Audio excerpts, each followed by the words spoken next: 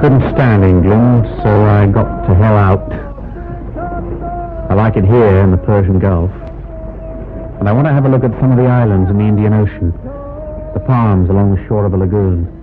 The sails of dhonis against the blue of the sky. And one day, I'll find what I'm looking for. What are you looking for? People. In the meantime, you're sitting cross-legged on a dhow in native clothes with only your kit bag. What more do I need? Why are you bothering to talk to me? I'd have thought you'd have kept well away when you found out who I was. When you knew that my name was Strode. The Strode Venturer, a radio play by Peter Hoare from the novel by Hammond Innes. Look down there. I'd forgotten how big London was. You've been too long in Java. It's always a shock when you come back to it. Ladies and gentlemen, we shall be landing shortly. Please fasten your seatbelts. The end of the journey. I've been glad of your company, Commander Bailey. Thank you. I hope I've not bored you about seismography, but it's my great interest. I seem to have talked about it ever since we left Singapore. Not a bit. I've always been fascinated by the Indian Ocean. And the seabed, I assure you, is in the process of change. Change. It's what's facing both of us. Yes, we both have new lives to make. Mine was forced on me by conditions in Java. I didn't wish to give up my rubber plantations. You are at least leaving the Navy voluntarily. Well, that's what worries me. I've landed myself in the mess I'm in. I got a couple of children away at boarding school. Had a letter from my daughter. The fate they have in them. You know, she wrote, I suppose you'll be a director or something. Couldn't we have a house in London as well as a cottage in Sussex? Well, what am I to say to her? That I'm at a turning point in my life, and when my gratuity is gone, well, we may not have a house at all. Take my advice. Don't just drift into something because it offers you security. Security is never worth a damn. And you've no wife to consider. Forgive me, but your recent bereavement, it has this practical side. Oh, yes. And, well, anyway, my marriage for some years. Yes, so you indicated. Myself, I'm looking forward to starting over again. Well, at least you've got some capital left from your estate. A little? But you had these shares you told me about, in the shipping company. Yes, there's something odd going on there. That's one of the reasons I wanted to come back to find out what it is. You should go there at once. I shall. We are about to touch down. Here is my address. Thank you. The Oriental Club. Yes, if you should care for a drink sometime. Thank you. You know, apart from your shares, I feel you have some other interest in this shipping line. Yes, I have. My father started it. The line they now call the Strode Orient.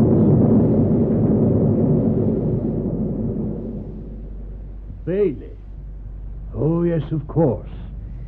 That was many years ago. Well, I was a boy at the time, but I remember my father's death only too well, when Strode bought him out.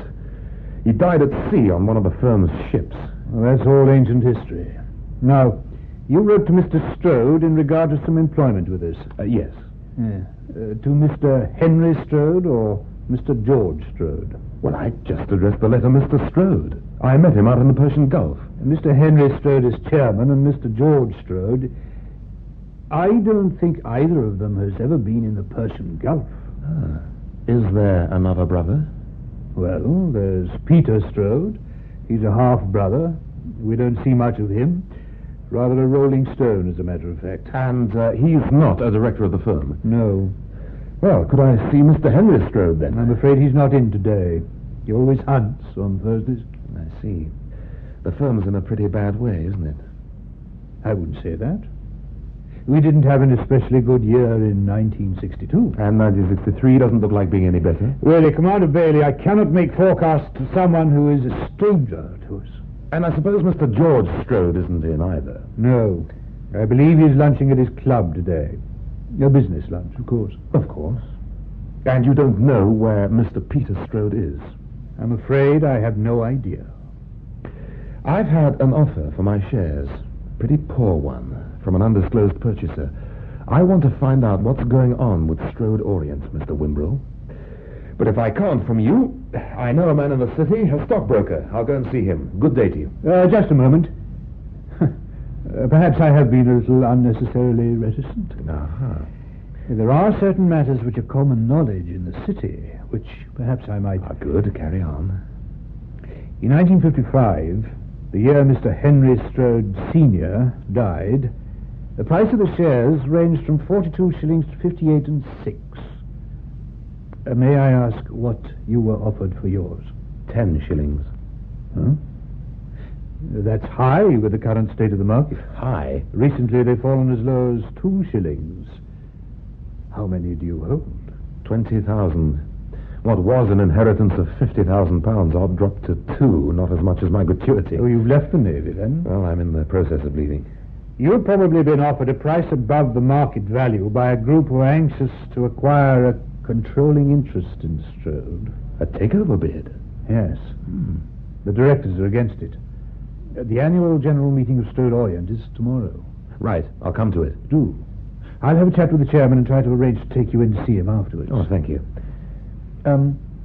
How did you get on with Peter Strode when you met him? Rather well. That's what I hoped. Yes.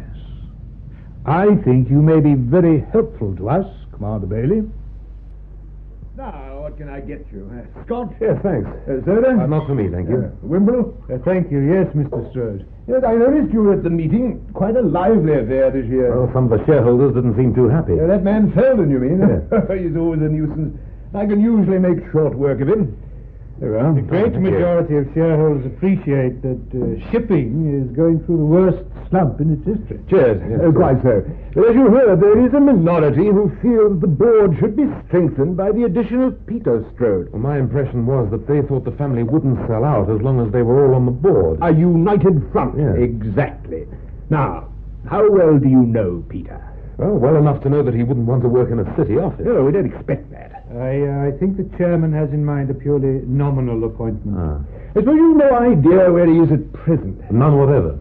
I understand you were in the Persian Gulf together. Yes, that's where I met him. Well, if your information is correct, it's 5 or 6 years since he was in that area, way back in the 50s, surely. Do you think you could locate him now? Well, probably, but why didn't you do it yourself? Oh, my brother and I have never got on very well with Peter. Like you, I think I could find him if I tried, but he'd probably tell me to go to hell. Whereas if someone else put the proposition to him, he might accept. Exactly. Now, you're just out of the Navy and shopping round for a job, eh? Yes. Well, you find Peter. Persuade him to come back and join the board, and there'll be a job for you in Strode Orient. How's that? What sort of a job have you got in mind? Well, we could find you something suitable. As for salary, I suggest the same as you're getting in the Navy. Backdated to today, as soon as Peter's on the board. Would that satisfy you? There's the question of expenses, Mr. Strode. Of course, you draw on the company for all necessary expenses. Could I have the whole offer in writing? Of course, my dear fellow. I'll send it off to you today, together with a letter confirming Peter's appointment to the board. Right. I don't think you'll have any difficulty in persuading him. Just remind him that a seat on the board means $4,000 a year in his pocket, eh? Well, when you write the letter, perhaps you'd give me the names of possible contacts. There must be someone in England who knows where he is. Well, there's his bank, of course, and his sister, Ida. We've tried them both. Without success, I fear. His sister? Yes, Mrs. Roche runs an antique shop in Dartmouth. It's very kind of you to be giving me lunch. Well, why shouldn't I? Haven't been in Dartmouth since I was at the Naval College. I'm celebrating. Sweet, sir. Oh, then, come along. How about this magnificent array? Oh, no, I couldn't possibly eat any more. Well, go on. Have some of that cream pudding. Then we can have a glass of Barsac to go with it. Oh, no. All right, well, let's compromise with the fruit salad, then. Well, all right. We can still have the Barsac. I have got to be in my shop this afternoon. Well, that's all the better. You'll sell that Minton dessert service in a flash. And we'll have half a bottle of Barsac. Very good, sir. Thank you. Do you know Peter well? That's difficult to say. I knew him for only a short time, but, well, yes, we got on well. I'm glad. Well, bearing in mind the history. Well, strangely enough, when I first met him, I felt no hostility. And your brother is a very likable man. Our father must have seemed like a monster to you. Perhaps when I was a boy. His methods of taking over your father's company weren't exactly scrupulous. No, but one grows up. The hate can't last forever. The wine, sir. Ah, thank you. Madam, thank you. Yes, I got on well with your brother, and that's all that matters. Yes, I think it is. Now, you said you'd expected they want to make him a director. Why? Because he'll be 30 in a month's time. What difference does that make? My father left the shares to him on condition that he couldn't sell them till he was 30. I see. 117,000 of them. Nearly all his holding in Strode and Company. Oh, that's the parent company. It controls Strode Orient. Yes, I see. So Peter, or whoever owns his shares, has a big slice in the control of the lot. Nearly half. And that's why brothers Henry and George are so anxious to get into the fold in case they lose their comfortable jobs. Of course. Until now, they've been quite prepared for him to starve. There's been no dividend for years. Yes, I know. I'm another holder of Strode shares. I inherited them from my mother, all that was left of the crash. Rather a lot of people seem to be making nothing out of Strode. Oh, you too? I've got some shares. Not nearly as many as Peter. Do you ever hear from your brother? Oh, yes. We've always been very fond of each other. Probably because we had an unsettled childhood. I see. My mother was half French and much younger than Father. Yeah. The marriage didn't last. I think Father hated us after that. He got the 4 children of his first marriage, that's Henry and George and the 2 girls, Yes. back to the house in Hampstead. I remember once Peter came home from school. He was 12 at the time. He's 3 years older than I am. And he found his room taken over by his brother George. He had been pushed up into the attic. He walked out of the house in a rage. He was missing for over a week. Eventually the police found him on an East Coast barge. Will you take your coffee on the terrace, sir? Yes. We'll be out in a minute. I'm telling you this because I don't want you to have any false hopes. You're wasting your time going to Peter with a proposition like this. He'd never accept anything from Henry and George. He hates their guts and everything they stand for. Why doesn't he fight them? What's he running away from? It's pride, I suppose. There's a lot of his father in Peter. Perhaps you're right. Maybe all his life he's been running away. I don't know. But he'd never sit on a board of directors run by those 2. There's too much bad blood.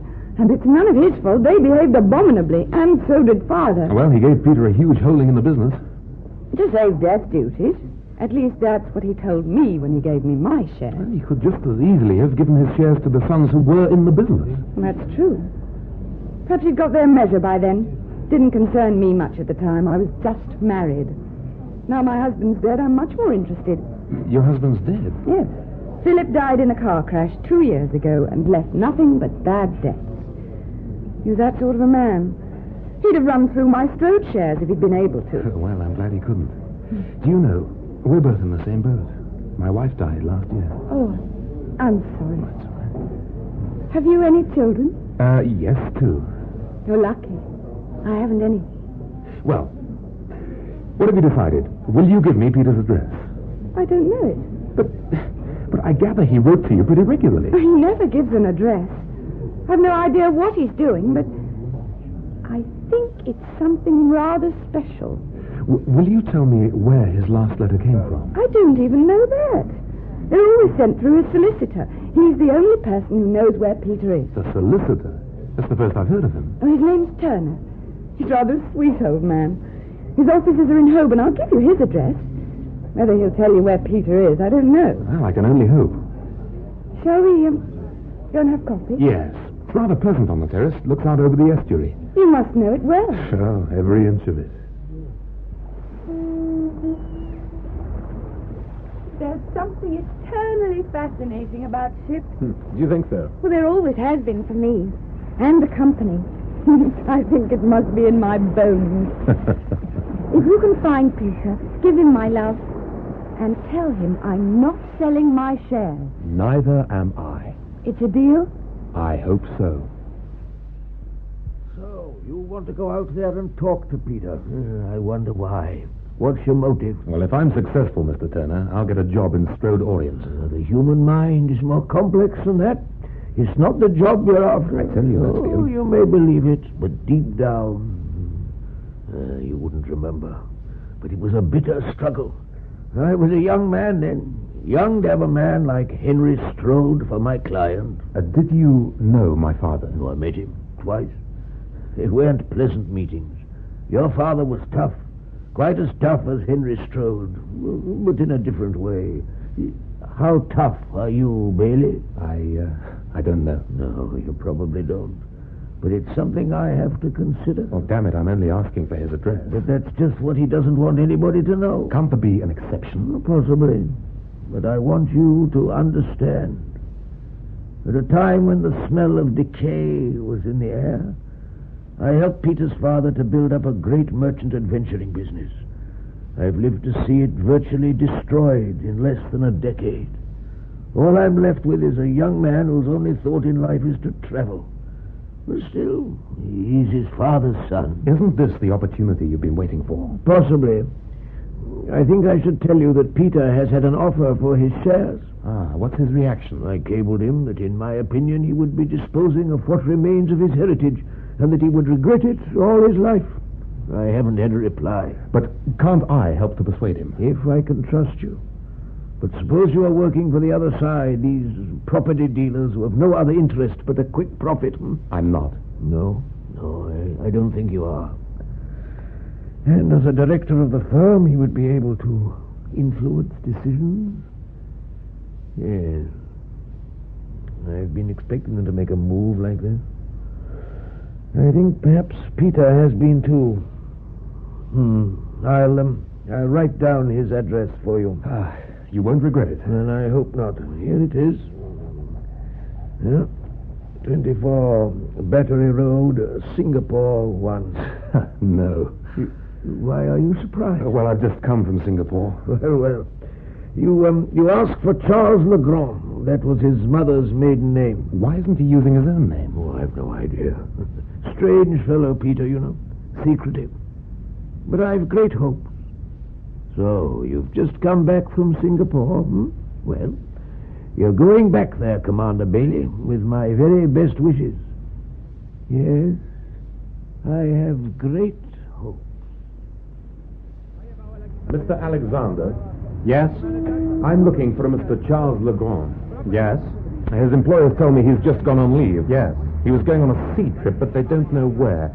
As you're the agents for Strode Orient, I thought I'd ask you whether he's booked with you. Why come to us? There are plenty of other lines. I've already tried them. Now, he probably joined the ship about a week ago. Did you have a sailing then? Yes. The Strode venture. Where was she bound for? The Maldives. To Adduan Atoll. And is it a regular service?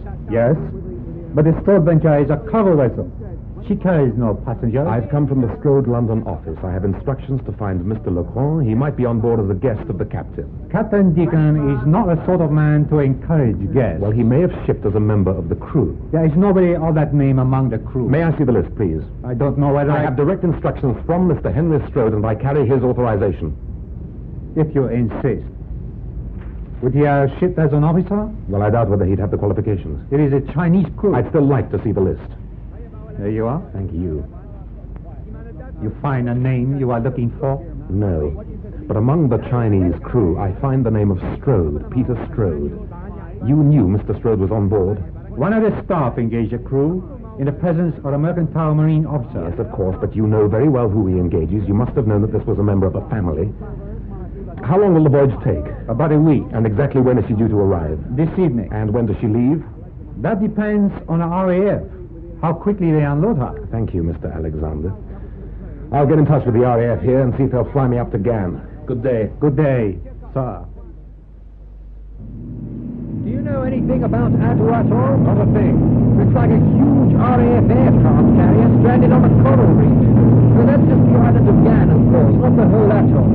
It's the finest natural harbor you've ever seen. I believe it was used a lot during the war. Yes, I realize that.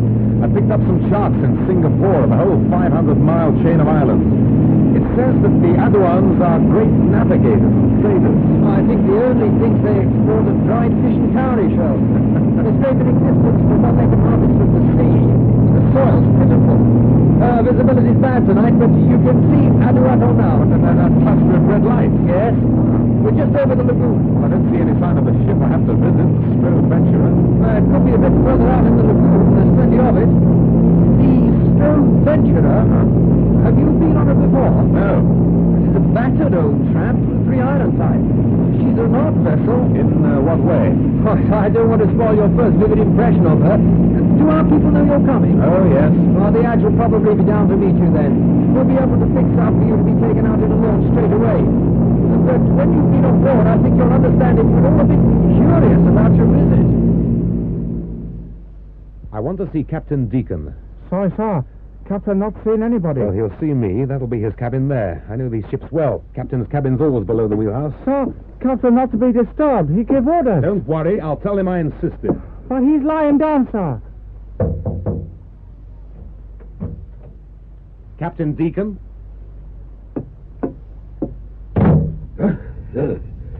What? Who are you? Commander Bailey from the London office. What do you want? I want to see one of your crew, the name of Strode. Strode, is he? Yes.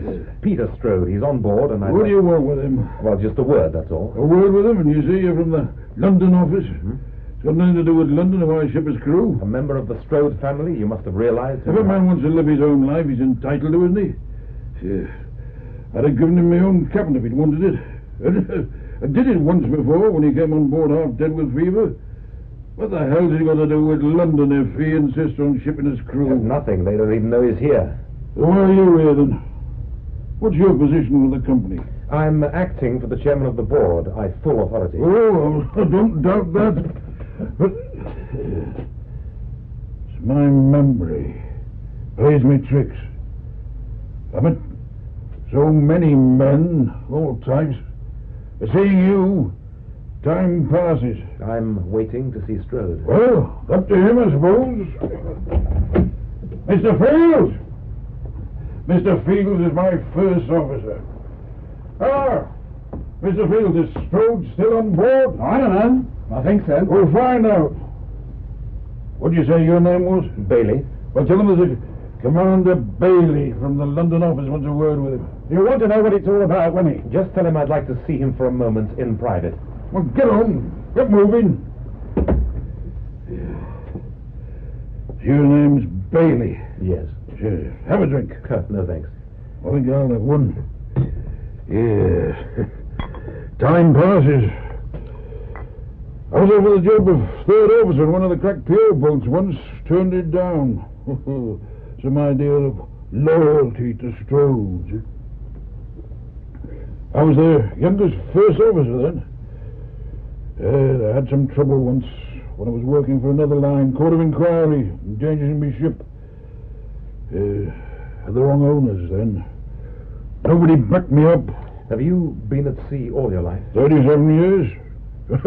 And I ended up working with a bunch of Chinamen. Early in the war, I was torpedoed in the Malacca Strait. I beached my ship in Sumatra and spent 4 years in a Jap prison camp. Afterwards, everything was different. New ships, new men. Trade all gone to hell. And suddenly, I was too old. And this ship, she's too old. I'll tell you something. One of these days, this old bitch is going to lie down and die on me. She's patched in a dozen different places. And in the sea, I have to keep the pumps going. Tell that to the directors in London. If we ever hit a real storm... Strode says he won't see you. Did you give him my name? Oh, yes. Where is he? I don't know whether... All right, Mr. Fields. Take the commander to him. Let Strode... Tell him to his face. I said I didn't want to see you.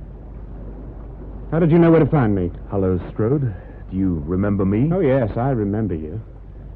You better have this letter. It's no use to me. You can tell my brothers I'll consider their proposition when I get back to Singapore. I've seen your sister.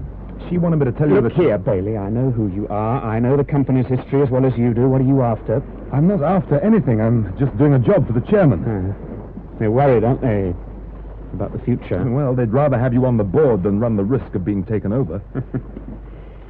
Did you know someone's after my shares? Yes. And if I sell, they'll liquidate. Very probably. Yes. Where do you come into it? I'd have thought you'd want to smash the company. Don't be absurd. What are you getting out of this? A job.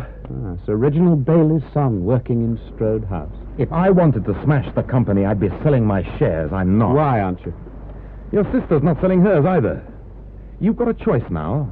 Sell your shares or stop running away and join the board. I don't have to do either. No, but it's time you made up your mind. So, I'm running away, am I? I think you've been running away all your life. My father said that to me once. I'm sorry, Bailey. I should have remembered the sort of person you are. I'll talk anyway. The situation isn't quite so straightforward as you think. You see... this boat's coming for me. Do you want to come with me? Where? Oh, one of the islands. Well, there's an R.A.F. launch picking me up. Let it wait. Once you're on Gan, you'll be stuck there. The islands are out of bounds to service personnel. There's no need for you to know that yet, and...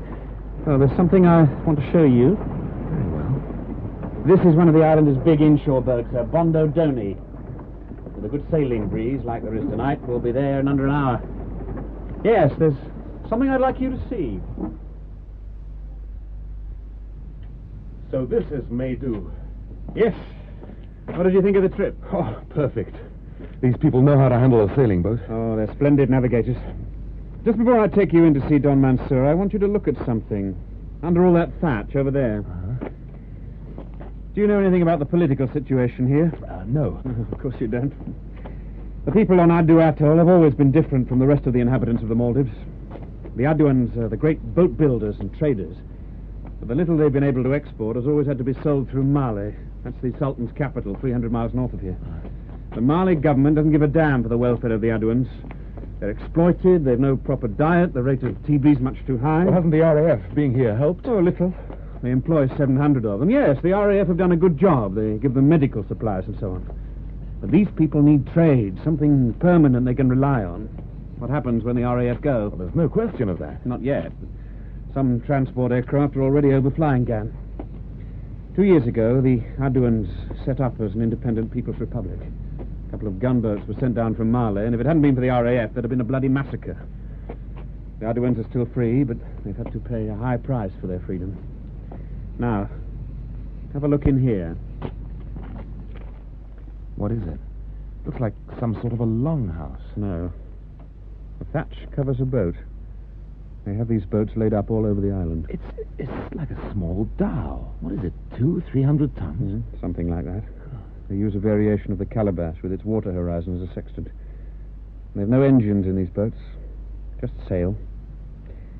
Put your hand on the stern post. What do you think? Well, the surface is very rough and tired, exhausted with the heat of the sun. They've all been laid up for 2 years. Another few years and they'll never go to sea again. As a sailor, doesn't it make your heart bleed? But why? Come along to Don Mansoor's house. I want you to see the way they live. The sort of people they are. You'll see why I want to help them. They've the skill to build these boats and the techniques to sail them. I want to find them something to trade in. Give them new spheres of influence. The Adduans are the greatest people in the Maldives. They ought to be the most successful. Let's go. And you ask Don Mansoor why these boats are laid up. It is piracy, Commander Bailey. All Adduan people fear piracy from the Maldivian government. The Sultan's men have motor launches and machine guns. Our ships have sails and no guns. So we can do nothing, only lay up our ships and pray to Allah. And Don Mansoor is probably the greatest navigator in Addu. I have sailed many times to Ceylon. And other places? That is right, Peter. Some other places also. Allow me the pleasure of asking my wife to bring you another drink, Commander Bailey. Oh, thank you. No, I must get back. The R.A.F. will be wondering what's happened to me. I thought it best to bring him here first before they stopped him coming to Medu at all. I would like to stay, Don Mansoor. And I like this drink. We make it from fan, from the palm trees. Well, it's delicious. And I am most honored to have you visit my house. It's been very interesting. Though I fear our entertainment must of necessity be poor. It may not always be so. No. We hope. And you see, Commander Bailey, we have great faith in Peter and what he may do for us, which is why we are so delighted he brings such an honored guest from the British Navy. Now, please allow me to get you another glass before you leave. Well, yes, Don Mansoor, thank you, I will. A great pleasure, Commander. As soon as you've had your drink, you'd better get back to the boat. Well, aren't you coming? I don't think so. I have a meeting now. If I get their agreement, I shall stay. What answer do I take back to your brothers? Huh? Oh, are you flying back to England? Yes. When? Well, I don't know yet. In a few days. Well, tell them I'll discuss it when I get back to London. When will that be? A month. Maybe 2. The Strode venture is bound for Aden next. Now, from Aden, you could fly to London and be there in a week. No. Well, what is there here on this atoll that's more important than the thing you've been working towards for 3 years? People. I've spent my whole life looking for somewhere to put down roots. And you found it here? There's an opportunity here. Chance to build something for the future. And if George and Henry don't take it, well, I'll face that when it comes. Your glass, Commander. Oh, thank you. What do you think, Don Mansoor? Shall we tell him? I am willing. Right.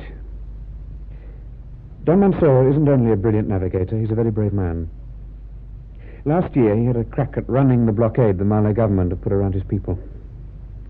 Down here on the equator, storms aren't very common. Not really bad ones, anyway. But he hit one. Well, go on, you tell him. I was carried into an area where I had never been before. Perhaps no one has. It is off the track of all shipping and of any routes aircraft take, even the aircraft of the Royal Air Force. Yeah, an undiscovered island. Perhaps. Do you know anything about minerals? Very little. Look at these.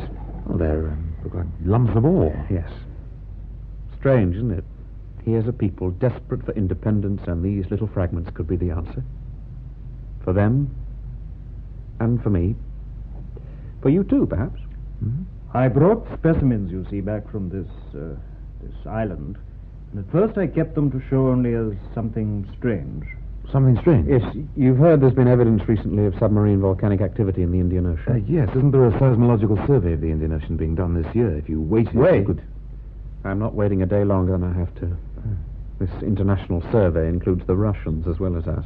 If I wait for them, I shall have missed the chance of a lifetime. It was Peter who understood the value to us. He has had the ore analyzed. It is high-grade manganese. About 45%. For which there's a ready market? Yes, in Britain, Germany, and in any half a dozen European countries. But I must have confirmation, and I must have that before the international survey found it. Now, Bailey, I got Don Mansoor to agree to our telling you all this because, well, God knows why, I trust you. Well? I'll make my decision now. It's in your interest that I agree to become the director of Strode so that you can get a foot in the door of the firm, right? Yes. Yes. Then my offer is this. Say nothing of what we've told you, and especially keep dead mum to the RAF types on Gan. Get back to Singapore as soon as you can, and then cable London. All right. I agree. There's no need to hurry booking your flight back to London. Right. And when will you be back? Don't keep asking me that. How can I tell? What do you say, Don Mansoor? From what I know of Peter, Commander Bailey, I think he will return to London when it is in the interest of the Adduan people for him to do so. In all my years of shipping, I never heard of such monstrous behavior. I wish you'd come back to London sooner, Bailey. You might at least have been some help to us. The Strode venturer was due in Aden on the 3rd of April. It's now the 10th. She's still not arrived. You know where she is? No. You saw Peter, you talked to him, you must have some idea. None whatever. Surely you've had some sort of radio contact with her. Well, of course we have. We've asked cable and wireless to contact her, inquiring the reason for delay. Here's the reply. Date of arrival Aden uncertain.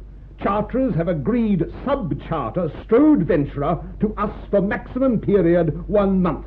Have engaged vital exploration, little-known area Indian Ocean. Will explain on arrival London. And you see who signed it? Yes, Peter Strode. Alexander says he agreed to the sub-charter because you told him that Peter was now a director. Did you tell him that? Yes. Why? There was nothing confidential about it. You'd announced at the meeting that he was being offered a directorship. No, that's true, I suppose. But what in God's name is Peter doing signing cables from the Strode venturer? I've ordered Deacon to turn his ship round, make for Aden at once. If he doesn't, he'll be fired. And if I thought you'd encouraged... May I suggest, sir, that my instructions were to find your brother and persuade him to join the board. I've done that. Oh, yes, indeed, you've found him. You've done what we asked.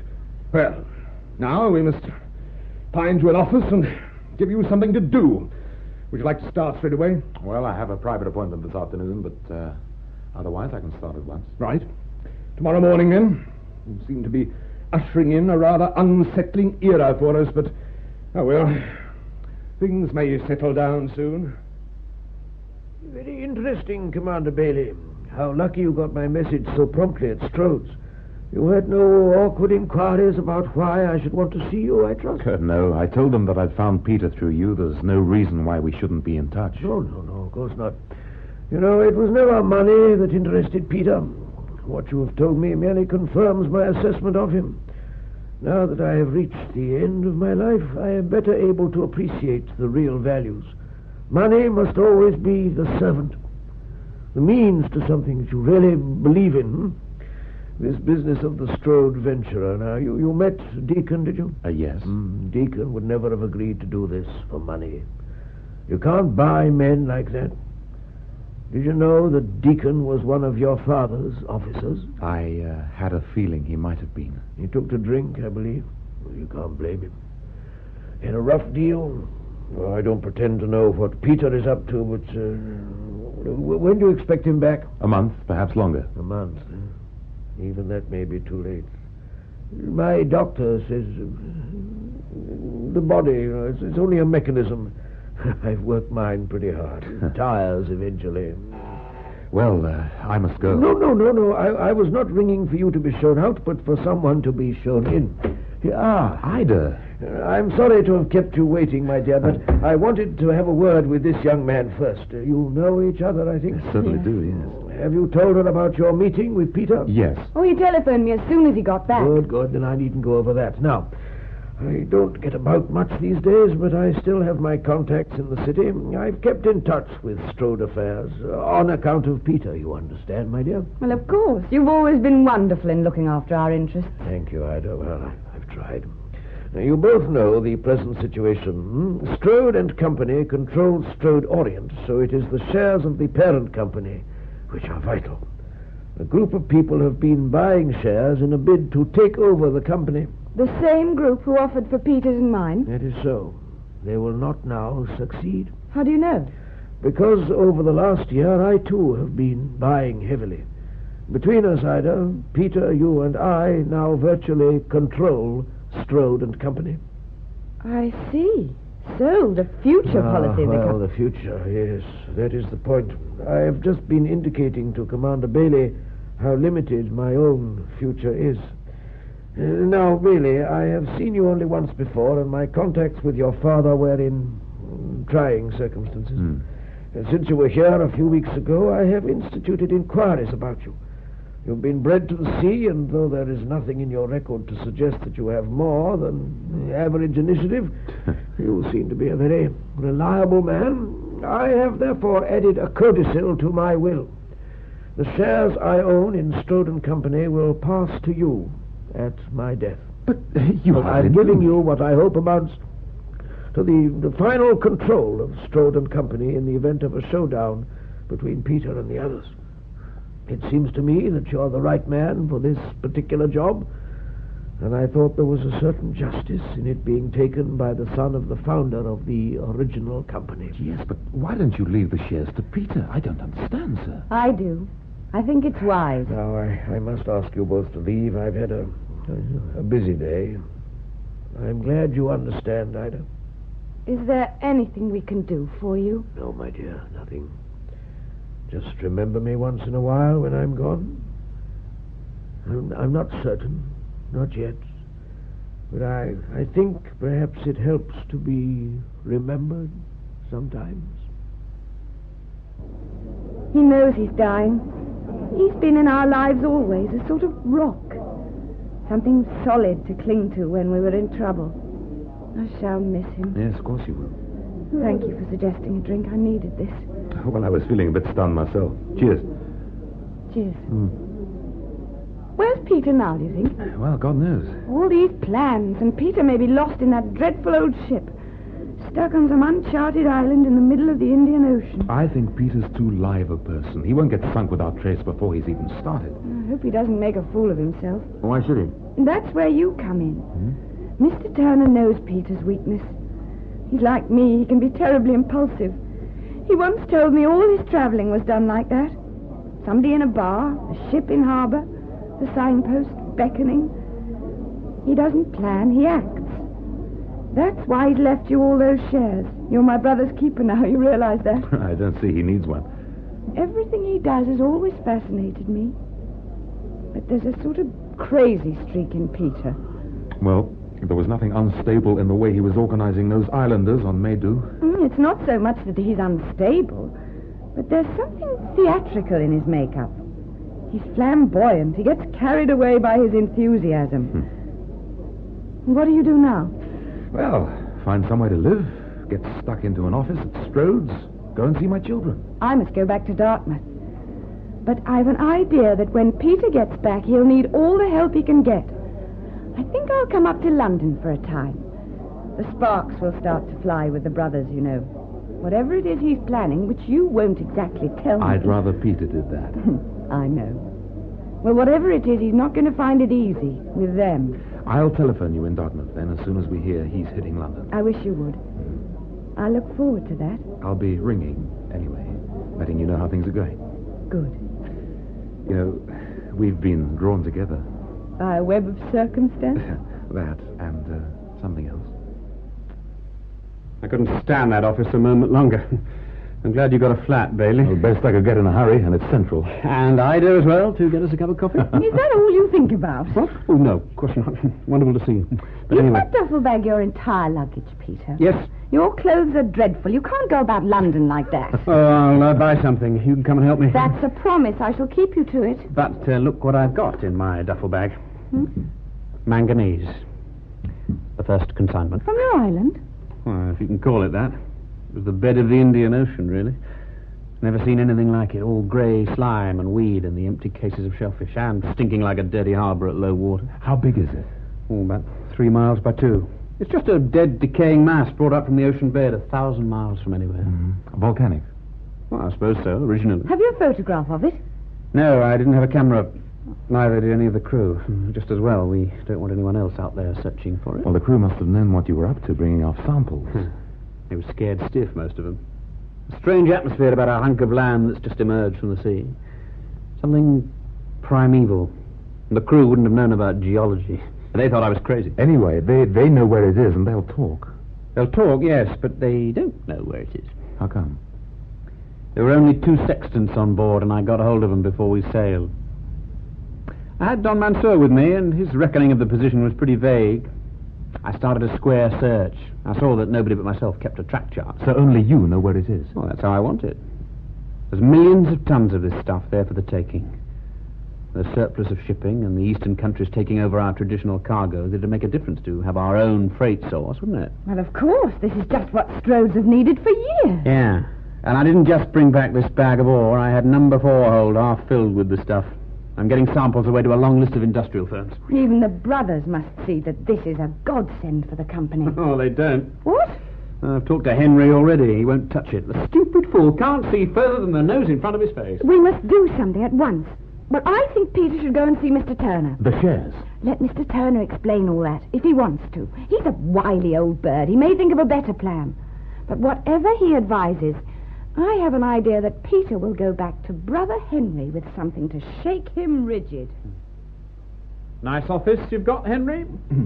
Fitted carpets from ear to ear, eh? Merchant adventurers operate in comfort these days. Did our father, do you think? You haven't been making things very comfortable for us these past few days, Peter. Oh, haven't I? I thought I'd rather splendidly kept clear of the office. The company you've been keeping is most unsuitable for a director of Strode. Oh, my lunch with Slattery, you mean?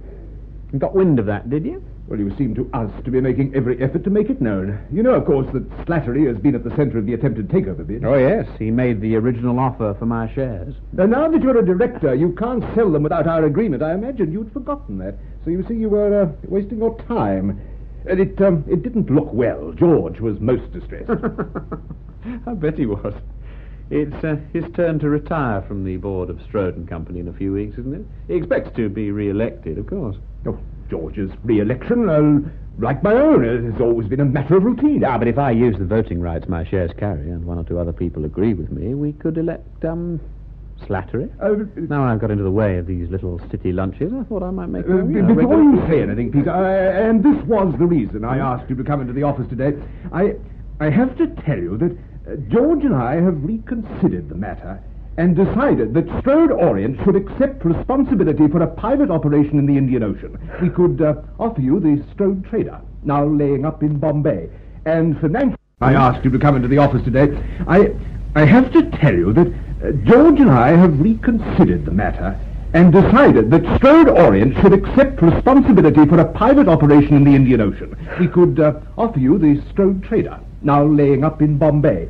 and financial support up to £10,000. Thank you very much. Just exactly what I asked for originally. God, nobody cares a damn till you frighten them. What a place. I can't wait to get back among people I understand. But the Strode trader... Can I have Deacon again? No, it's only a younger man, Reece, a very good record. I'd rather have Deacon. I'm sorry, Reece is already appointed. He's young, very keen. We'll have no trouble with him at command. All right. I'll get off to Bombay at once. I assume Bailey will be available. Oh, yes. Well, he can follow. There'll be a good deal to organize here.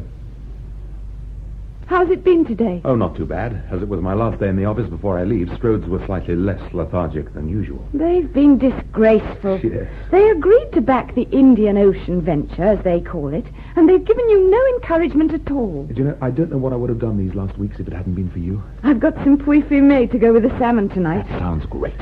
Did you manage to fix the bulldozer firm? Oh, yes, their Bombay agents are delivering to Peter tomorrow. And I don't just mean you coming round to the flat each evening to get us supper. I've never known anyone like you, as interested in the enterprise as getting the right wine to go with the salmon. I love the business. I was brought up with it.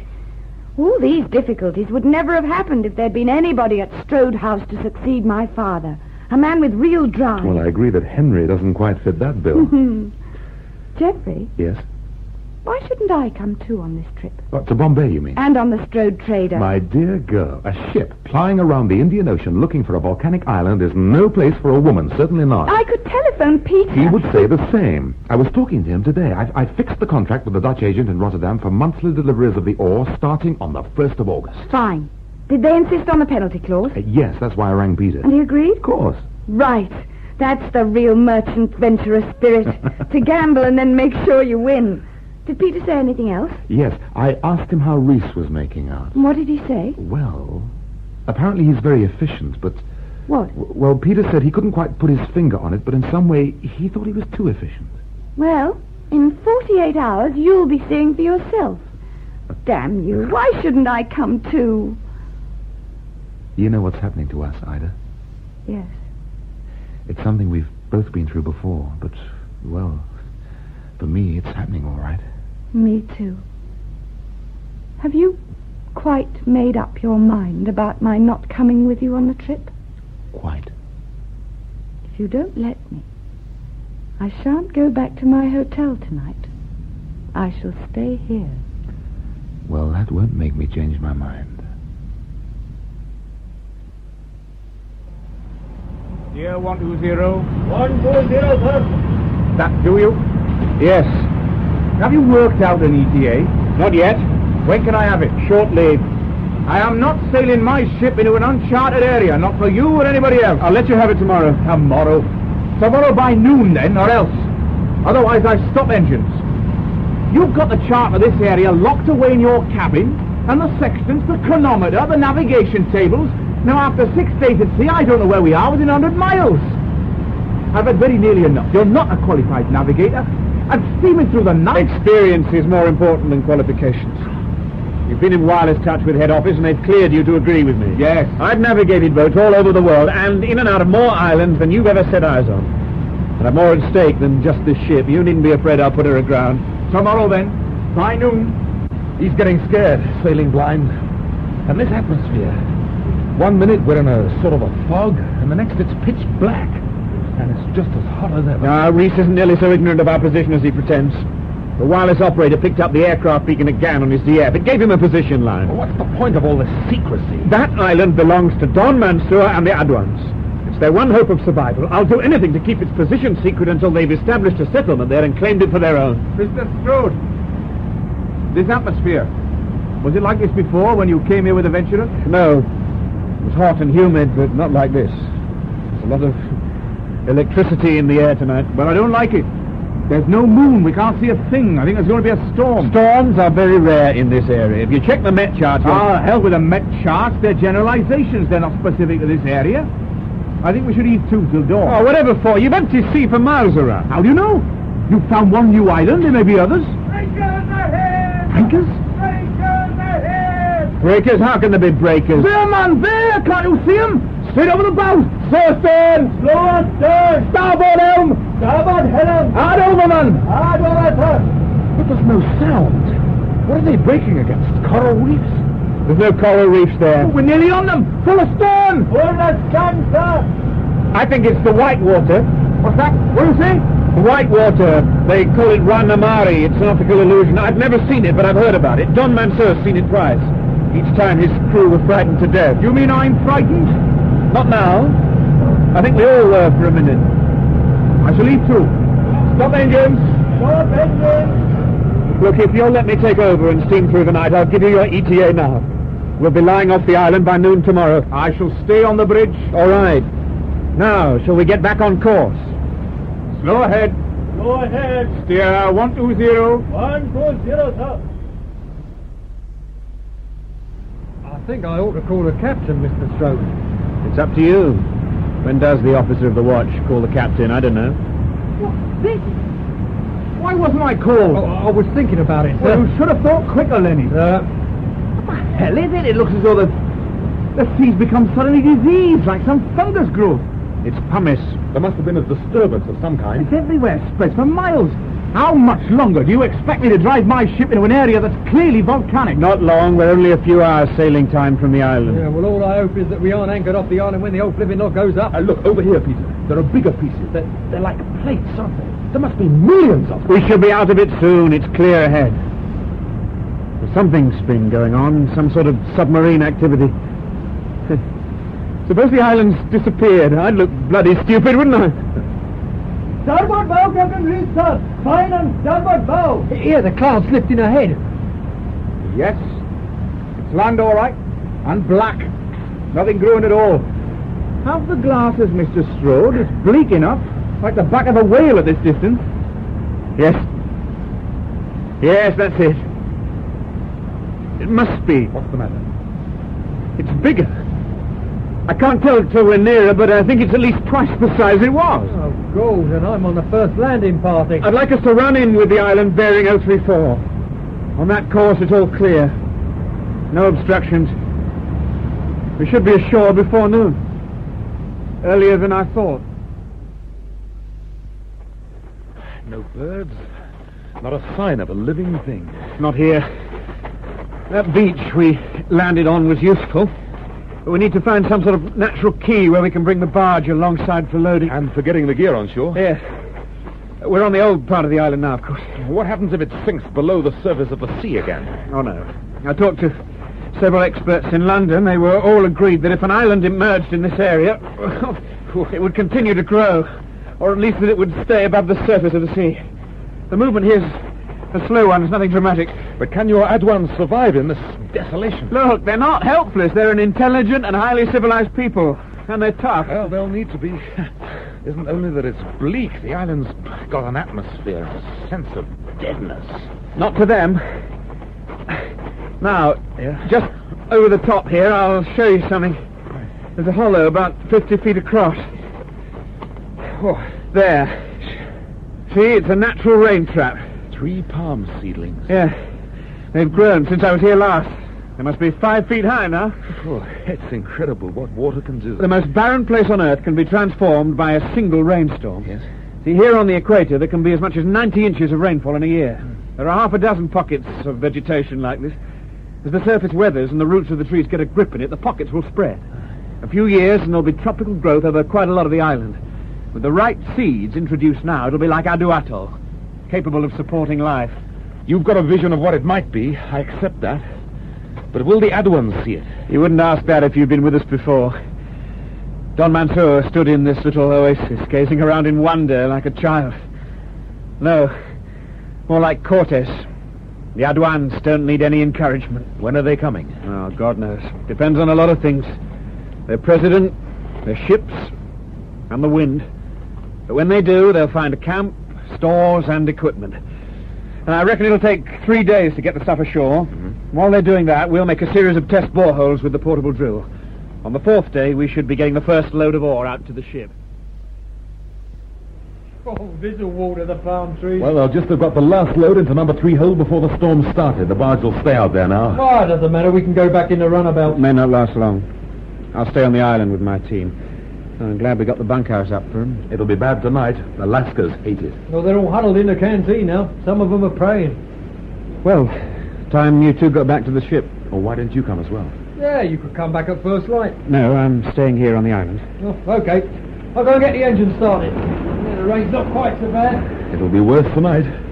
Wouldn't it be better if I stayed ashore with you? Oh, no, I'd rather you were on the ship. I like to feel my line of retreat is quite secured. Now, you don't trust Reece, do you? Not really. When he said we ought to work a night shift, I could have hit him. Whatever that man suggests, I start wondering what's behind. Well, that one was easy. He wants to get away as soon as he can. Come on, Commander! All right, I must go. It's getting dark fast. Cheers. Well, don't be seasick on the way back. Right.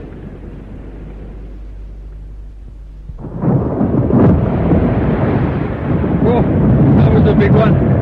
Thinking about your evening meal. And a shower and some dry clothes. Never known this little trip take so long. Nearly there, though, now. Right. Now, why did he have to anchor out so far? He thought it was safer. I don't blame him. Reece has got the jitters, you know. Come on. Did you see? What? In that flash of lightning. The men at the bows, they're fetching her anchor. My God, yes.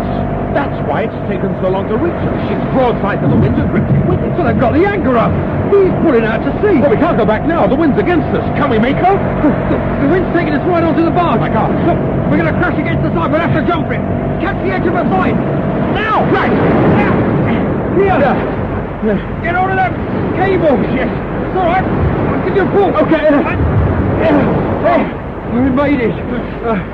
Hey, look out, Bailey!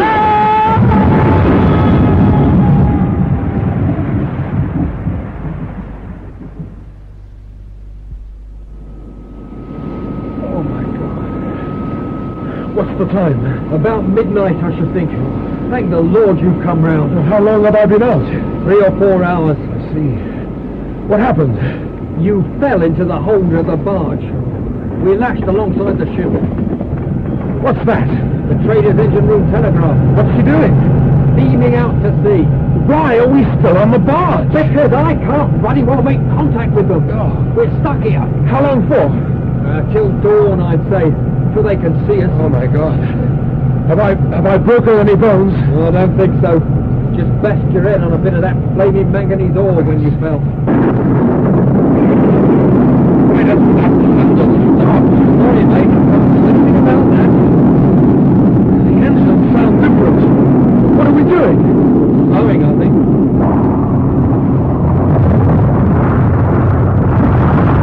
What the hell happened? Hello? Think we did? Come on, hello? Right over. It's beneath. The bridge has been struck. She's burning. She's burning. God, what can we do? Nothing. Well, there's plenty of light, but no one's going to have time for us now. Pull him up, quickly there. Have you got Bailey up okay? Yes, he's all right. Oh, came the dawn. You've had a night, skipper. We've got the fires out anyway. What happened?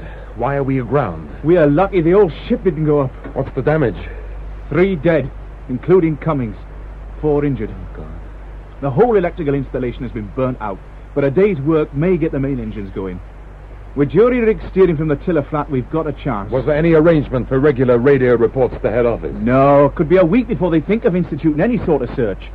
Then there's the question of our position.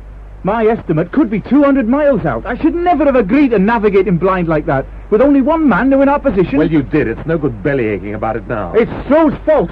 I knew this secrecy was a mistake, and now it may cost us our lives. Not only us, it's Strode and the men with him. You made no attempt to get them off. There wasn't time, man. We were dragging. The wind was from the east, and it was blowing off the island. That doesn't mean a thing. Intense storms like that down here on the equator, they're circular.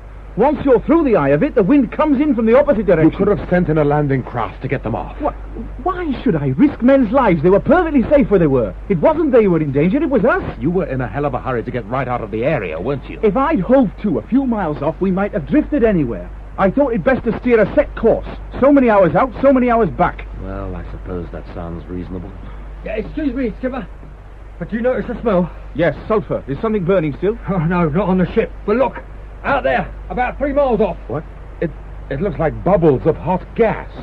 It's the water were being lifted under pressure. Pressure from the seabed. Reece, What course did you steer from the island? We steamed south, 129 degrees. You mean you were backtracking the course you went in by? I thought it safer. Well, how long for? Did you change course? No, the same course for 4 hours. 4 hours on the same track, and when we went in, it was deep water. Yes, and now we're aground, and there's evidence of volcanic action all around us. I don't know about you, but I think the sooner we get out of here, the better. I agree. If the tide's right, we should be able to float her off in 24 hours. Well, we're clear, thank God. All ahead!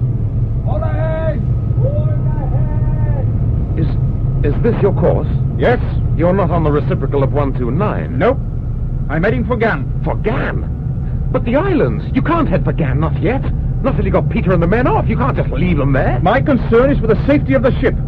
Anyway, I'm not abandoning them. They're ashore and they've got food for a month. Some rivets have gone on the starboard side. We're taking in water. Did you know that? Are the pumps holding it? At present, yes.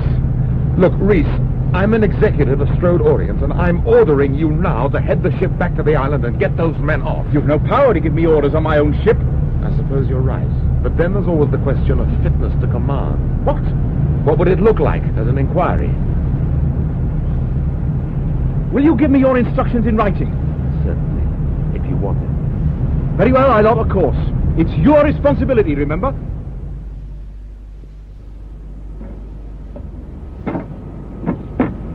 I'm glad you gave me those instructions in writing. There must be something wrong. Altogether, we've covered 500 square miles with visual sightings right in the area where the island should be. We've allowed more than amply for any possible variations through current or winds. There's not a trace of the island. It's gone. It can't have gone. Can't it? We're in an area of volcanic change, and you know it. I don't know what we're in, but I do know there's something wrong. Bearing in mind that we are shipping water and that I've a half-burnt-out ship, are you prepared now for me to set course for Gan? Yes. I've no option. Thank you. We may make it in 3 days. You'll fly straight back to London from Gan, I suppose? London. Oh, my God. I don't believe it. If Peter were dead, I'd know. But, Ida, the R.A.F. have searched 250,000 square miles of the Indian Ocean. There's nothing there but sea. What more can anyone do? I don't know. But I can tell you that Peter's alive. I'm certain of it. And we need him desperately. You know the annual general meeting's the day after tomorrow? Is it? When the news of the discovery broke, there was tremendous press coverage, of course. Strode shares started to rise. With the other directors pushing them, Henry and George jumped on the bandwagon. But now, have you seen the papers today? No, not yet. The Air Ministry have announced that they've abandoned their search. They say there's no hope for the men on the island. Do you realize what'll happen now? Yes, the shares will drop again, I suppose. They're thinking of getting Slattery and one of his friends on the board. Henry and George are. Ready for a takeover, you mean? Of course. Well, does it matter now? Of course it matters. It's Peter's birthright I'm fighting for. And I know Peter's alive. When he first went to the island, it was in the Strode venture, a Deacon in command. I think it would be worth talking to him. Could we get him to London? But what's the point? Peter was as secretive then about the position of the island as he was with Reece. But Deacon's a more experienced man than Reece. Yes, he's also an alcoholic. I know, but drunk or sober, a man who's been at sea as long as he has ought to have some idea where his ship was. No, we've got to have some new evidence, something to throw at Henry before he'll agree to going on with what everybody thinks is a hopeless search. Unless we do, it's the end of Peter, the end of Strode, and you ought to mind about this, the end of the last remnants of your father's company. Wait a minute. Straker. Who? Hans Straker. Who's he? He's a man I met on the plane when I first came back to England. He's a seismographer. He knows about volcanic disturbances. I'll telephone him now. And after you've seen this man, we'll go down to Strode House. I'm ready for Henry. Yes. Now, here's the number. Oh, I haven't told you. I've seen old Mr. Turner again. He's very ill, in a nursing home. Oh, I'm sorry. He asked me whether I was going to marry you. What did you say? That we talked about it. He seemed pleased. Did he? And he's made over those shares to you now. I told him you might be needing them sooner than he thought. Did you? Why? Don't you see? Oh, just a minute. Hello? Yes. Is that the Oriental Club? This island of yours, I recorded a pronounced tremor in the Indian Ocean somewhere south of Adduan Atoll in April last year. That would have been when the island first appeared. Do your instruments give you exact locations? No. For that you need recordings from a number of stations. But the pumice and the water around us boiling like that. An indication of volcanic eruption, but not severe. Now, if we turn to the charts of the last few weeks... You mean you've been recording recently? Oh, yes. Can you record at this distance? Oh, certainly. My instruments are very good. You have to remember that the Earth's crust is only about 50 miles thick. It's like a thin skin. It's only when the tension breaks that you get a major earthquake or eruption. And you don't think that could have happened in this case? Definitely not. For an island to disappear in a matter of days would constitute a major disturbance. Your island is certainly still there, and there is no reason why it should not remain permanent. Well, thank you. I think I've got an interesting meeting ahead of me at Strode House. I'm sorry I can't give you an exact location. Have you considered that the island may contain other minerals besides manganese which might affect a ship's compass? Even aircraft, I believe, can be thrown off course by large iron deposits when flying low. No, there was no iron in the ore samples, and Shackletons are fitted with gyro compasses. It's odd, but there is a mistake somewhere. A mistake? How can there have been a mistake? We don't know, but we've reason Henry, you don't mean that Reece had instructions to leave Peter on the island? Oh, you must be overwrought. I think it would have suited your plans. What plans? To bring Slattery and Wolf onto the board. My meetings with Slattery were merely preliminary feelers, contingency plans in the event of what? Of the failure of the expedition. Which you expected. No, I hoped, of course, as we all did. But no one could pretend that the venture was certain to succeed. And now it appears to have failed. You're ready to sell out. You don't understand the position of the firm. I do. That's why I'm determined that Peter shall be found. I'm as grieved as anyone about Peter, but whatever this friend of Bailey's may say... He has evidence that the island must still be there. The R.A.F. tell us that it is not. I'm not satisfied.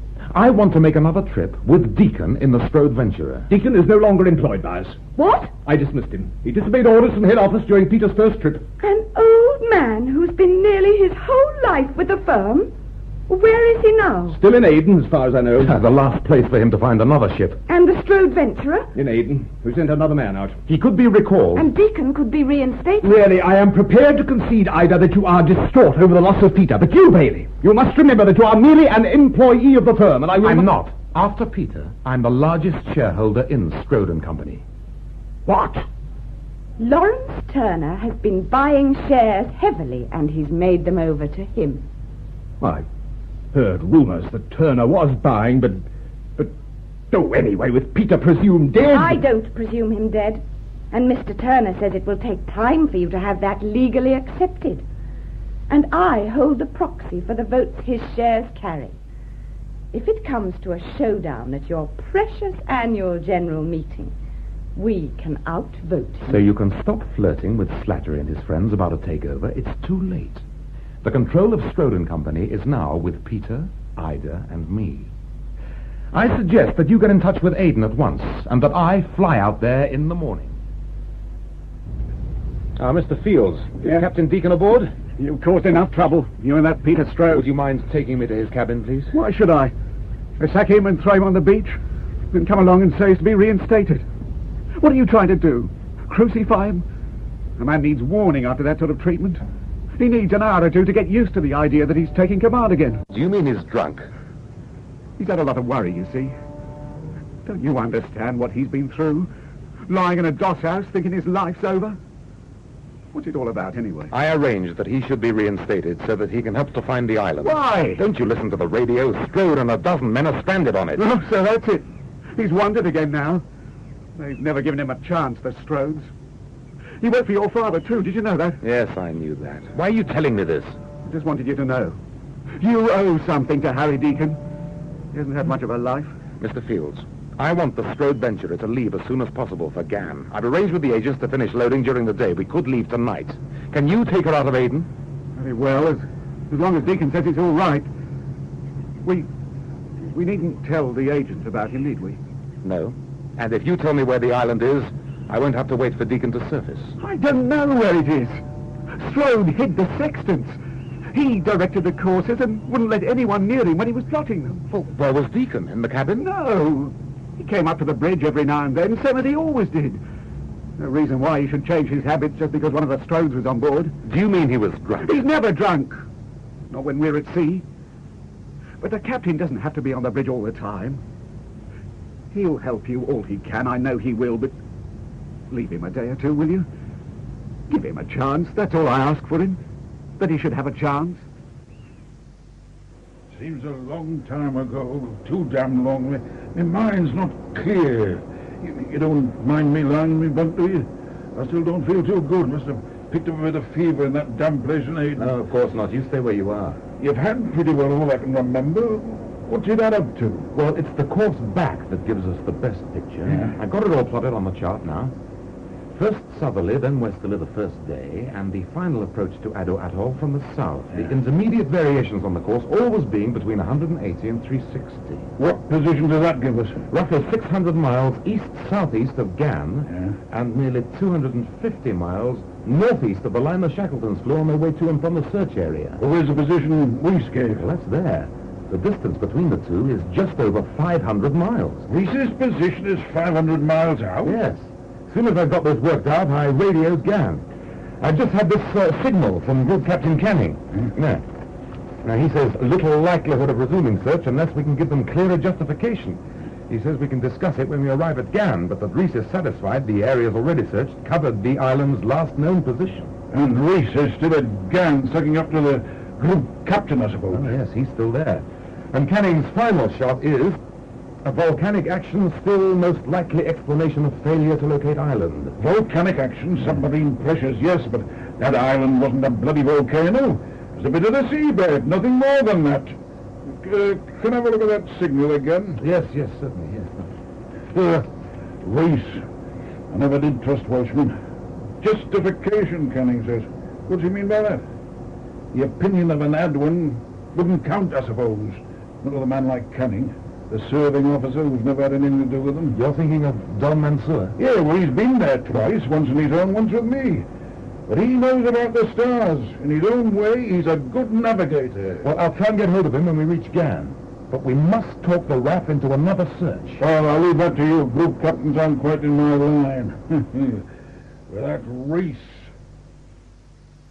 It's very good of you to visit us so soon, Group Captain. Not at all. I thought it best to come at once and bring Captain Reece with me. Yes, of course. Captain Deacon will be joining us shortly. I doubt whether he'll be much help. I hope you didn't encourage them. I've done my best to stop the Adduans sailing their boats off into the blue. Well, I've no chance. Don Mansoor had already left, and the others are hell-bent on following him. I'm very concerned that they're risking their lives unnecessarily. Well, you can't stop them. You're faced with something as inevitable as the migration of a bunch of lemmings. That island is important to them. So is Peter Strode. Now then, here is the chart I've been making. It's made from my investigations over the last few days, conversations with the officer and crew, random observations, of course, but they all support the views of Captain Deacon. Deacon? My God, man, are you serious? Deacon wouldn't have had a clue where he was, nor would the crew. I kept a note of all the courses steered. Compass courses, you understand. I'm not suggesting that the position of the island I plotted here is accurate. But I must remind you that what we're discussing may mean the difference between life and death to the men on that island. They're dead and the island's gone. And why has Don Mansoor sailed? Natives, they know nothing about navigation. My information is that he is a skilled navigator. But this position you've given us is 500 miles away from mine. Do you think I could make an error of navigation like that? If these natives want to kill themselves, that's their affair. It proves nothing. The shallows we grounded on were volcanic. You know that as well as I do. So was the island, in my opinion, all part of volcanic instability. Then why didn't you make an attempt to get the shore party off? I've explained all that in my report. My first consideration was for the safety of the ship. Yes, I've read your report. It's very convincing. But if you thought that the island You're was... trying to blame me for what happened. It's not my fault, it's Strode's. Taking the ship into an area like that, anchoring it off a submarine volcano, he must have been crazy. If it hadn't been for me, the ship would have... I've been looking for you, you dirty little Welsh bastard. You left them there to rot. Why did you leave them there? If you were so bloody sure the place was going to erupt in your face. I didn't think there was any immediate danger. It was the storm that concerned me then. I had to think of the ship. Now look at the chart. You went aground somewhere there. That's where you claim, isn't it? Yes. On the northern tip of a big area of shallows. Well, are you telling me those shallows wouldn't be visible from the air? It's quite possible. The light out here can be very difficult, especially in the afternoon heat. Oh, they missed the shallows because of the midday heat. But there's no excuse for missing an island, not with radar. I don't think they did miss it. It's disappeared. That's your point, is it? Yes. Very convenient. Since your air crews have failed to sight it, you say it isn't there anymore. Why can't you admit you've been searching in the wrong area? Because I don't think we have been. Look here, Reece. Who told you to fix it so they were left to fend for themselves? Nobody. You're lying. I know when a man's lying. Somebody's got at you. Or it doesn't matter. It's not important at the moment. What worries Bailey and myself is those men out there in the middle of the Indian Ocean with nobody bothering to look for them anymore. Group Captain Canning, you've searched one area and found nothing. What's the objection to searching where I think the island is? Don't forget I've been to it too. And I say it's there. Somewhere in that area. Well, what do you say? There's nothing I can say. A resumption of the search requires Air Ministry authority. Of course, if Captain Reece were in any doubt about his I position... have no doubt whatever. Captain Deacon, are you accusing me of deliberately falsifying my position? No, I can't do that. The position I've given, gentlemen, is not exact, but it's reasonably accurate, I'll swear to that. And you've made up your mind, Group Captain. You won't fly a search in that area. Right. Mr. Fields? I'm afraid it's out of my hands now. If you can put up a convincing case, then I'll be happy to pass it on to the Air Ministry. Mr. Fields? Yes, sir. Clear the ship. Prepare for sea. Aye, sir. If you're thinking of taking your ship into that area, I must warn you, Captain. You can't stop me. No, but you do it at your own risk. What risk? I'm going 500 miles from where Reece said he was. Yes, I see. At the same time, air-sea rescue in the Indian Ocean is my responsibility, and I don't want any more trouble. You don't seem to understand what Captain Reece has been telling you. The volcanic activity may extend over a wide area. What's that got to do with it, if his position is the wrong one? You're lying, Reece, about something, but I don't know what it is. Watch it, Deacon. Now, are you coming with us? And we'll see who's right, you or me? No, let him stay here. You'll find out the truth whether he's with you or not. Perhaps. But truth is not absolute. And the events that lead to a man's death can be very devious. Mr. Fields? Yes, sir. Man the helm. Aye, sir. Are you coming ashore, Bailey? No.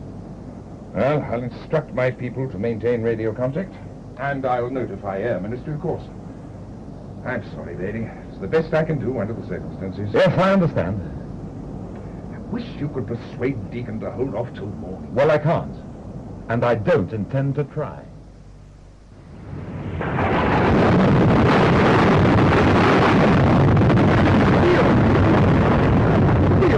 Why have you left the bridge? It's Stode! I can't! Pull yourself! It's Harry! He's in his cabin! I can't wake him! He's always on the bridge in a storm! But this time, he should never have had that last drink! You must stay there! If Deacon can't, that's all the more reason why the crew mustn't see you off the bridge! It's no good! I can't take any more! Come on, get up! All right, if you won't leave your own accord, I'll drag you up this ladder. This bloody island has made nothing but trouble. Suppose we run aground, we won't be anywhere near the shallows till dawn tomorrow. The trader was lucky. She had cargo she could jettison. We're empty except for number 2 hold. Now pull yourself together. Don't let the helmsman see you like this. Now come on inside. Thank God he's here. Is everything all right? Oh, it's you are there. Squall, that's all. Very sudden. Nothing to worry about. I'll reduce speed, see that all the pumps are working, will you? Yeah. Then check the hull, see how much water she's making. Very well. Where do you find him? Beside number 1 boat. It's his nerves. You can't blame him. Be a bad sea when the wind eats it, I shouldn't wonder. It was in conditions like this, a sudden storm, that Sir Reginald went. My father, you mean? Zimbisky, just after we passed the Amen buoy about midnight. Came up very fast. It often does round Ushant. There was a full moon, but the clouds had covered it. There was a weird half-light. And my father? I just come down from the bridge. He was alone in the saloon, and I said I'd see him to his cabin. He'd been drinking a bit heavy, you know, and he got a bottle of whiskey under his arm. Kind of you, he said, standing very straight. But I'm on my own now. And Harry, he says, don't stop. Not for anything. Understand? That's the last I saw of him. What happened? I never knew for certain. One of the crew said he saw him leaning on the stern rail, staring down into the wake. My guess is that he just drank the bottle and let himself go over. This storm won't last. Tomorrow we'll be sitting here in our chairs, hardly able to keep awake. I stood by the stern rail last night. I had a feeling of extraordinary confidence. You're lucky. The Shackleton's been in the area for half an hour now. Has it? You see the echo sounder now? Yes, 200 fathoms. We're in the shallows, all right. Engine slow. Engine slow. What's up? We found bottom. Whatever it is, shoal or island, we're all right. The lookout sighted what he thought was a whale. Oh, yes? If it wasn't a whale, it could have been a gas vent. Don't worry, Arthur. A message from the Shackleton. Ah, thanks. Give it to me. Sir? Why's the Shackleton here? It's on its way to Singapore. Canning diverted it on his own responsibility. It can't stay too long, or it's going to have fuel problems. Well, we can manage. Ah, now the Shackleton's had a blip on its screen, quite a big one, almost due east of us. Yeah? Bearing from us is 110 degrees, 30 miles. Well, if that's the island, the shoal bears about 230. Not 192, which was, of course, Reece steered. The compass. And when we steered north again after the fire, we'd nothing to steer by, only the star. Well, that's what I mean. His compass must have been out, badly out. Right. It must have been fixed, and we know who fixed it. Yes, I'm afraid we do. When he was alone on the bridge, he always was a wild one. What a thing to have done to you. And I accuse Reece of lying. Well, you want to know. And anyway, if he wasn't lying, he was concealing something. Some sort of tacit understanding that if he had an opportunity to leave us there for a month, it didn't matter. Peter's half-brothers needed time. I see. Reece, though, poor chap. Oh, I know what it's like to be under pressure from the owners. No, a message from the Shackleton. Ah, thank you. Ah, they've sighted the island. It's ours, all right. There are men waving to them. Thank God. And they've seen the area of shallows where the Strode trader grounded.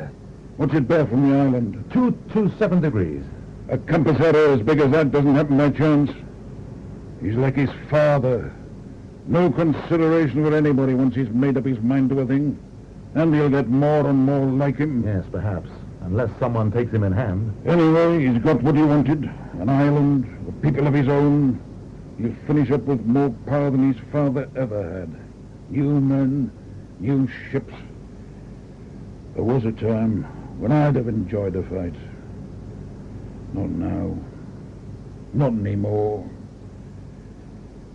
Mr. Field? Yes, sir? Keep her on course. Steam it slow through the night. He'll be off the island by dawn. Make straight for the anchorage, then put Commander Bailey off in the launch. You're not to delay, not under any circumstances. Where the hell have you been, Bailey? What does Reece think he's playing at? Did you monkey about with the ship's compass? Compass? Well, what's the compass got to do with it? We're half-starved. Fuel's almost exhausted. You've been gone damn near a month now. Did you fix the compass? Oh, well... You stupid fool. You nearly killed the lot of us. You've only yourself to blame. Never mind about that. Where's the Strode trader been all this time? That's not the Strode trader out there. It's the Strode venturer. When he took the trader out to sea, Reece thought he was backtracking on the course he came in by. Now, because of your work on the compass, he wasn't. He ran aground and damn near lost his ship. I mean, to fool about with the magnetic field of a ship's compass, it was crazy. Yes, it was. I'm sorry, but it seemed the only thing to do at the time. I didn't trust Reece, and to have the position of the island known. Well, everyone knows where it is now, I suppose. At Shackleton. Did you see Don Mansoor? Did he tell you when he was sailing? He left by the time I got back to Maidu. But the last message we have from the Shackleton before she headed for Singapore was that they'd sighted 2 native crafts 20 miles to the west of the shoal area. Now, I imagine they were Don Mansoor's boats. With a good breeze, they may get here in time, but they haven't long. Well, what's the hurry? International law, they must get here first and plant their flag. Establish effective and continuing occupation. As an Englishman, shouldn't you notify the Foreign Office? If I asked them to take formal possession, it would have the status of a British colony. And you want it for the Adduan? Oh, yes. Don Mansoor discovered it. It's their island. Besides, if this place were annexed by Britain, it would be for strategic purposes. They wouldn't be allowed to exploit the manganese, and no Adduans would be permitted to land. That's why I had to make sure that Reece couldn't report its real position. Oh, all these months it's been like sitting on a time bomb. Any moment, a stray ship, navy, or aircraft like that Shackleton, we're still a Russian fallen. Bailey!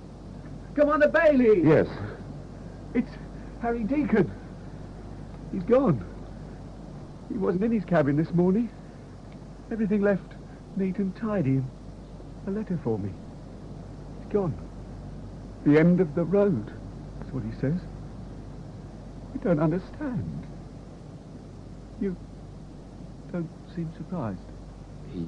He couldn't go on, that's all. Like my father. I'm sorry. It's your ship now, Mr. Fields. My ship. Bailey? Do you see? On the horizon? Sails! I annex this island on behalf of the Adduan People's Republic and raise our flag here. I thank Commander Bailey for being a witness. Our friend, Mr. Peter Strode, will send messages to all the world. I name this island Ranamari because it was born of white water, of the struggle of an imprisoned land against the power of a great ocean. Good has emerged out of evil. Well, that's it. Now you can get back to London. There'll be plenty to do there. And here? Don Mansoor's brought plants and seeds of everything they grow on may do. He reckons he'll have the whole island green in 2 years. Perhaps less. And you?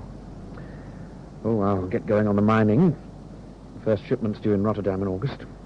And look after the Adduan's interests with the rest of the world. How long will that take? A lifetime, I hope. And Peter's staying there? Oh, yes. He's not interested in Strode House. He says we're to use his votes for him as we think. He wants to look after Strode interests in the Indian Ocean. Which are going to be big. We'll need new ships. Well, with the shares going up the way they are, we shan't lack money for them. Do you think we'll ever know what Henry and George really planned? I shouldn't think so. What does Peter want done about them? He didn't seem to care. Give them golden handshakes or keep them as figureheads. They probably know a lot of people in the city. They'd be useful. We've both been elected to the board, by the way. That's good. I may be able to buy that house in London Mary wanted me to. I must go and see the children. Will you come? I'd love to. What's happened to the Strode venturer? She just managed to limp back to Gam. But she's done her time. She'll have to be broken up. We mustn't lose the name. There's too much history involved. The first of the new ships must have it. And you must launch her. Oh, no. Mary. She'd love to do it. And a small girl launching a ship, that'd be fine. There are going to be new horizons for us all.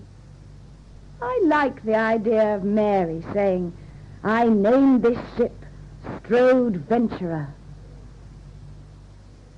That was The Strode Venturer by Hammond Innes, adapted for radio by Peter Hall.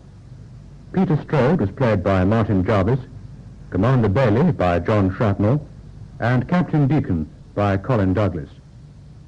Ida was played by Heather Bell, Fields by David Briley, Straker and Canning, Vernon Joyner, Henry Strode and the radio operator, Alan Rowe, Reece and the steward, Peter Pacey, Whimbrill and Alexander, Geoffrey Matthews, Turner, Timothy Bateson, Don Mansoor, Sam Dastor, Lennie and R.A.F. officer, John Bull.